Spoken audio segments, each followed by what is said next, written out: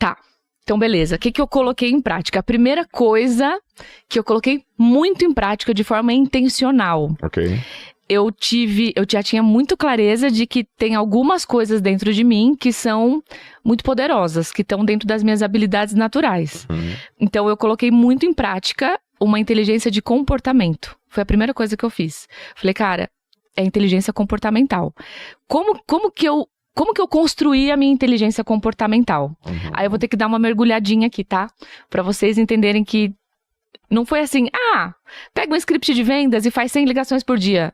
Não foi isso. Tá bom. A inteligência comportamental, ela é formada de 3 coisas. Daquilo que eu sou, da minha personalidade, daquilo que vem no meu código genético. E com isso, eu consegui descobrir isso com 19 anos, quando eu fiz uma primeira análise de perfil. Então, eu sabia qual era o meu perfil, sabia quais eram as minhas habilidades naturais, ou seja, eu sabia que zona que eu ia trabalhar dentro daquilo que era fácil pra mim e que ia me destacar dos demais porque era fácil pra mim. Tá bom. Então, tem muito vendedor que ele quer ter mais resultado fazendo o que a outra pessoa faz. E tem muito resultado. Mas às vezes o que essa outra pessoa faz, pra ter muito resultado, é porque ela usa uma habilidade que pra ela é fácil. E às vezes você fica numa zona de gastar muita energia pra copiar alguém, sem saber, de fato, qual que é o seu talento, como que você pode usar essa potência muito forte. Então eu tinha isso muito claro. Falei, cara, aqui eu sei que eu sou boa. Comunicação, conexão. Eu sabia que era muito boa nessas coisas. Eu falei, então tá, é isso aqui. Tem uma outra coisa. A segunda camada, o segundo pilar da inteligência comportamental é o que a gente foi construído, é o que a gente carrega a nossa jornada. Tá bom. Então, tem muito vendedor que tem um perfil, cara, muito bom, tem muitas habilidades, mas a forma como ele foi construído, principalmente na primeira infância até os 12 anos de idade, pode ter fortalecido ele para ele deixar de ser um diamante bruto e ser um diamante polido para brilhar, Tá bom. como pode ter tolhido ele, como pode ter apagado ele. Então, dos 0 anos até os 12 anos, a gente foi construindo as nossas convicções mais profundas. Sobre o quê? Sobre quem a gente é, sobre o que a gente é capaz e sobre o que a gente merece. Então, todo mundo tem essas convicções muito bem fundamentadas, com base em tudo que a gente ouviu, viu e sentiu e as experiências que a gente teve, principalmente dos nossos pais. Então, ali a gente foi forjado. Então, durante esses 10 anos, Joel, eu tratei muito alguns empecilhos de convicções que eu tinha sobre mim mesma. Em algum momento, eu tive lá no começo uma convicção de que será que é pra mim? Putz, será que eu sou boa mesmo? É uma convicção fraca de identidade. Então, eu fui trabalhando isso. Falei, não, peraí, quem que eu sou de verdade? E aí, você vai reprogramando essas questões, óbvio, com ajuda. Fiz várias sessões de coach, terapia, e fui tratando essa cabeça para deixar essa cabeça forte, né? Beleza. Então, eu intencionalmente reforçava as minhas convicções de quem eu era, da capacidade que eu tinha e do merecimento que eu tinha. Cara, eu mereço. Porque olha o tanto de coisa que eu tô fazendo. Olha o tanto de coisa que eu já venci. Então eu mereço. Muita gente às vezes não consegue porque acha que não merece. Então esse é um outro ponto. E a terceira coisa são os sabotadores, que é as coisinhas que ficam rodando no cérebro, né? Certo. As convicções, os sabotadores do tipo... mas, poxa, eu tenho 10 ligações pra fazer hoje, puxa, vou procrastinar porque eu vou fazer essa outra coisa aqui, né? Então, assim, algumas crenças ali, né, e a heurística explica isso muito bem, que vão sabotando a mente do vendedor. Então, a primeira coisa que eu fiz, bom, eu tenho um plano, o meu plano é muito desafiador, eu preciso chegar no primeiro lugar, tô competindo com muita gente, então o que eu não vou negligenciar? Não vou negligenciar a minha inteligência comportamental. Ou seja, fortalecer as tuas convicções e enfraquecer teus sabotadores. É isso, intencionalmente. Intencionalmente. Tá?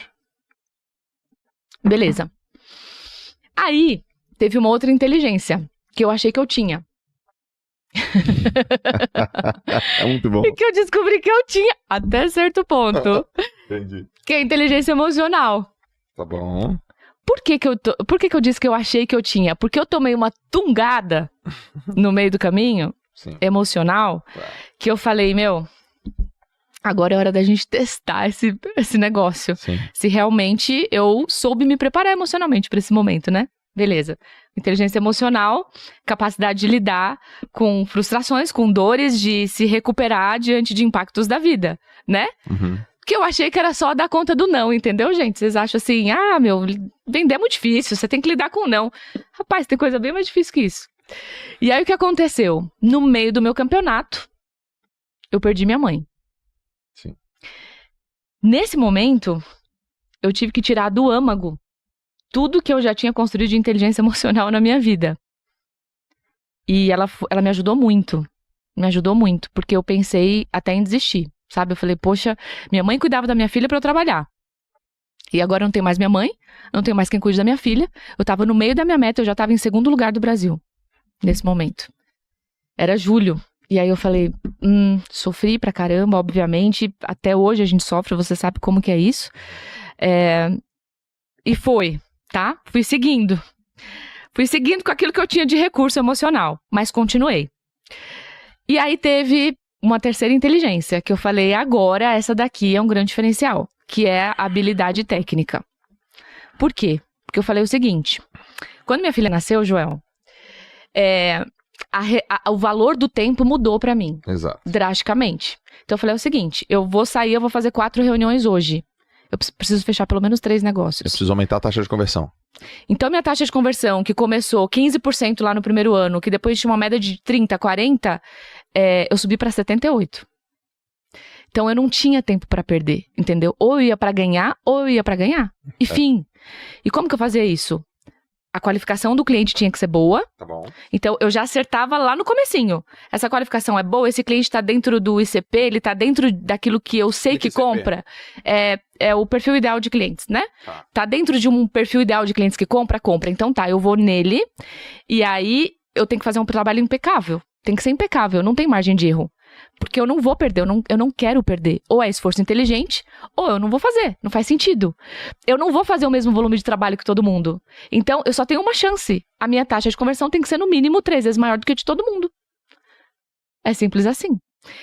Aí a técnica de venda me ajudou muito. Porque aí eu sabia cada palavra do que eu falava. Desde a prospecção até o fechamento, tudo era mapeado. Eu sabia exatamente o porquê que eu estava fazendo. Antes não era assim. Não, já era, mas não era tão assim, porque eu tinha 2 fatores. Eu tinha o valor do tempo, que minha filha já tinha nascido há 2 anos. Sim. E eu tinha assim, eu só tenho esse caminho pra vencer, não tem outro. Entendi. Então, se eu só tenho esse, eu vou ter que ser muito assertiva. E isso elevou demais a minha percepção daquilo que eu fazia. Entendi. Então, terminava a reunião, eu fazia um checklist na minha cabeça. O que eu fiz, o que eu não fiz, o que eu deixei de fazer, onde que foi que eu errei. Onde que eu acertei? O que eu posso repetir? Isso virou um vício pra mim. Tipo assim, performance no talo. E com isso eu fiquei em segundo lugar. O ano inteiro. Tipo assim, ó, quais são as três coisas que o vendedor não pode negligenciar? Tá. Arroz com feijão. Arroz com feijão, não pode negligenciar. Fazer pergunta? Não pode não fazer pergunta. Não pode. Tem que fazer pergunta. Ele tem que entender. Então, o vendedor que fala muito... Já era. Não, e todo mundo fala assim, nossa, vendedor bom é influente, dominante. Só contrato influente e dominante. Ah, é? Você que não desenvolve a escuta ativa dele não, que você vai ver a taxa de conversão dele. É verdade. Você entendeu? Tem muitos bons vendedores conformes e estáveis. Muito. Perguntadores. Mas é super simples. A pergunta é revela muito isso. didático. Pergunta muito didático. Isso. Então, a primeira coisa, tem que saber perguntar. Ok. Não dá pra demonstrar ansiedade. Você não pode querer mais do que o cliente. Porque o cérebro percebe isso. O cérebro lê as microexpressões faciais. Você não pode querer mais que o cliente, adorei. Não pode querer mais que o cliente, ele tem que querer mais que você. Se em algum momento você perceber que você tá querendo mais que ele, tira o pé e, se for necessário, desvende. Porque senão ele vai falar, cara, se ele quer mais do que eu, será que essa troca tá valendo a pena? A mente dele sempre vai fazer o cálculo da, tipo, putz, eu vou pagar pra ter isso, mas, pô, o cara quer mais do que eu, sendo que eu, tecnicamente, seria o mais beneficiado dessa história, entende? Então é isso. Então, primeira coisa, pergunta sem mostrar ansiedade, se controla a ansiedade, aí entra inteligência emocional, controla a ansiedade. Faça o melhor pelo cliente. Sempre. A gente estuda técnica pra caramba, a gente quer ficar muito bom, a gente quer ter um ticket, quer ter uma conversão de 80%. Mas nada é sustentável a longo prazo se aquilo que você não fizer realmente não for bom pra pessoa. Tem que ser genuíno, sabe? Senão você vai ter um resultado hoje, só que isso é um castelo de areia. Logo o cliente vai se sentir prejudicado, vai comentar pra alguém que vai comentar pra alguém, e credibilidade é um negócio que não dá pra perder nunca. O que vai te manter alta performance e se tornar uma referência naquilo que você faz é a sua competência, a sua inteligência, o seu jeito de fazer e a sua credibilidade. Isso não se negocia. Malu, pede pra Grazi e o Rafa sentar aqui e assistir esse podcast. favor. E não corta essa parte não, Jenny. Deixa eles entenderem. Não quero que eles vejam eu quero que vejam aqui em real time. Faça o melhor para o cliente. Faça o melhor para o cliente. E ponto final. Para de querer tirar vantagem de tudo.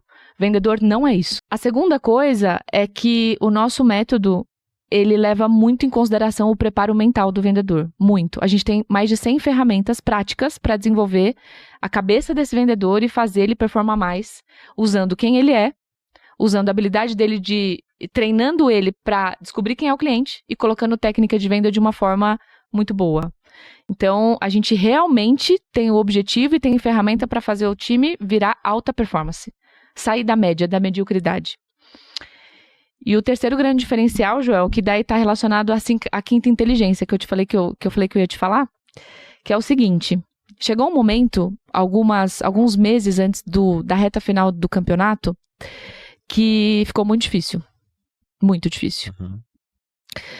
Lá para agosto, setembro, fazia 2, 3 meses que a minha mãe tinha morrido. Tava muito duro, meu. Muita dor. E me dava falta de ar. Assim, minha mãe era muito presente, sabe? Tipo, ela ia todos os dias pra minha casa cuidar da minha filha. Ela falou pra mim que eu ia ser campeã, entende? Uhum. Então, assim, era muito difícil estar naquele contexto de estar em segundo lugar. Uma pressão do caramba. Imagina a pressão, né? Sendo avaliada em tantos critérios. E aí, eu cheguei no limite de falar assim: cara, será que tudo que eu estudei até hoje vai ser suficiente pra me fazer ser campeã? E eu cheguei no limite de não ser. Por quê? Porque eu precisei de uma ajuda externa. Eu não ia conseguir. Entendeu? Tipo, eu tava pronta. Estudei muito. Tipo, eu tava em segundo lugar, tava muito perto. Só que eu comecei a ter umas crises de ansiedade, muita falta da minha mãe, e aí eu falei o seguinte: eu tô indo com a força do próprio braço. Eu vou ter que pedir ajuda. E aí eu falei o seguinte, Deus, não vai dar, meu. Não vou conseguir. Não vai dar. Eu tenho tudo, eu tenho inteligência, a técnica, eu treinei, o senhor sabe quanto eu quero isso. Eu vou... O senhor pode dar essa ajuda pra mim? Eu pedi ajuda real. Cara, ele desceu do céu pra me ajudar. Foi incrível. Eu fiz uma oração e falei: Deus, se o senhor tiver um propósito maior, não é pela Times Square, mas eu quero honrar minha mãe. Ela não tá mais aqui. Mas, se o senhor me permitir, eu tá lá na frente de 1.500 pessoas e poder falar da minha mãe, alguém aplaudir minha mãe, o senhor deixa? Ô Joel, eu fiz o meu máximo. Até a última semana eu fiquei em segundo lugar.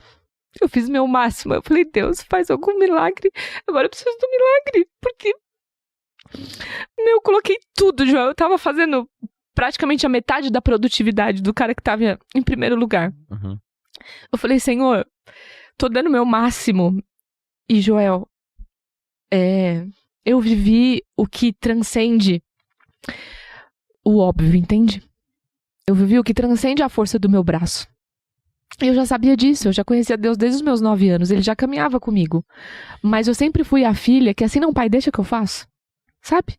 Não, deixa que eu faço, eu estudei. Pô, não vou te pedir ajuda se eu... Não precisa. Eu já sei qual que é a minha parte. Deixa que eu faço a minha parte, vai dar certo. E até o último momento, eu acreditei que poderia ser. Até que eu vi que não ia ser. Eu pedi ajuda. E Deus me carregou no colo. Ele me deu muita força. E ele abriu portas que eu não posso dizer que sozinha eu teria conseguido, entendeu? Entendi. Então, Joel, cara, quando eu tava na frente da Times Square, com a minha filhinha e o meu marido, e eu olhei lá pra cima, eu falei assim, ó, eu nunca vou poder dizer que eu consegui isso sozinha. Eu nunca vou poder dizer. Nunca. Porque não ia dar.